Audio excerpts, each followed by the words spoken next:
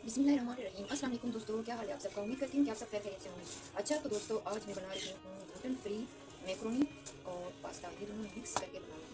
तो आइए दोस्तों, ये कैसे बनता है मैं आपको बताती हूँ। सबसे पहले आपने 5 से 6 गिलास पानी आपने उबालने के लिए रख देना है और इसमें ये नूडल्स आप डाल देंगे और इसको तकरीबन 15 मिनट के लिए पकाएंगे। जब 15 मिनट के बाद पक जाएगा तो दोस्तों अभी हम इसमें डालेंगे ये पास्ता।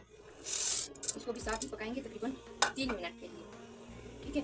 जब ये 3 मिनट के बाद दोनों चीज़ें सॉफ्ट हो जाएंगी तो इसको जो है ना मैं छान लूँगी। छानने के बाद फिर मैं आपको बताती हूँ कि आगे क्या करना है।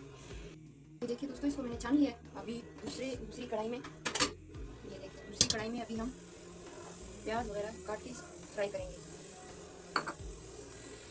दोस्तों सबसे पहले चिकन इसमें डाल के फ्राई करेंगे। ये देखिए चिकन के थोड़े छोटे छोटे पीसेस करके ये फ्राई करेंगे।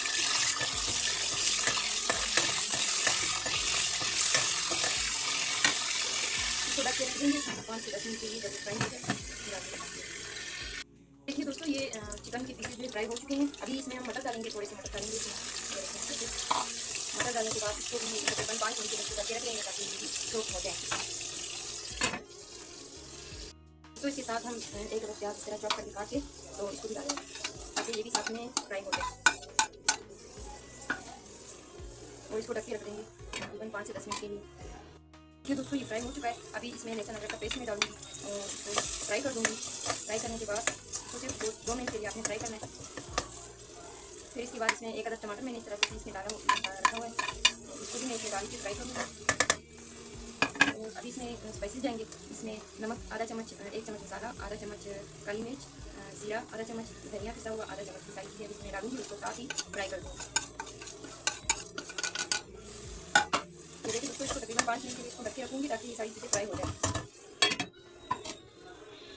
दोस्तों इसमें थोड़ा सा पानी डालूंगी ताकि ये सारी चीज़ें अच्छी तरह से सॉफ्ट हो जाए और इसको 5 मिनट के लिए ढक के रखूँगी और इसको अच्छी तरह फ्राई कर दूँगी। देखिए दोस्तों, ये इतनी अच्छी तरह से फ्राई हो चुका है। अभी इसमें मैं गाजर डालूंगी। आप इसमें कोई सी भी सब्जी ऐड कर सकते हैं। इसमें बंद गोभी डाल सकते हैं, शिमला मिर्च डाल सकते हैं। तो मेरे पास अभी जो कुछ अवेलेबल था वो मैंने डाल दिया है। अभी ये डालने के बाद फिर इसमें मैं हरा धनिया भी डालूंगी। हरा धनिया डालने के बाद इसमें मैं थोड़ा सा केचप डालूंगी। केचप डालने के बाद ये जो मैंने पास्ता मैंने बॉयल करके रखा हुआ है इसको भी मैं इसमें ऐड करूँगी।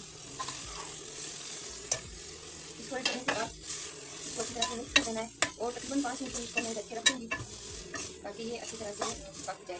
फिर उसके बाद मैं आपको फाइनल दिखाती हूँ।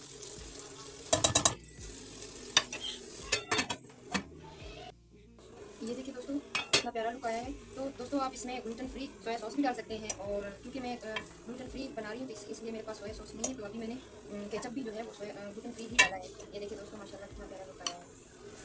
रेसिपी अच्छी लगे तो चैनल को लाइक और सब्सक्राइब जरूर करें।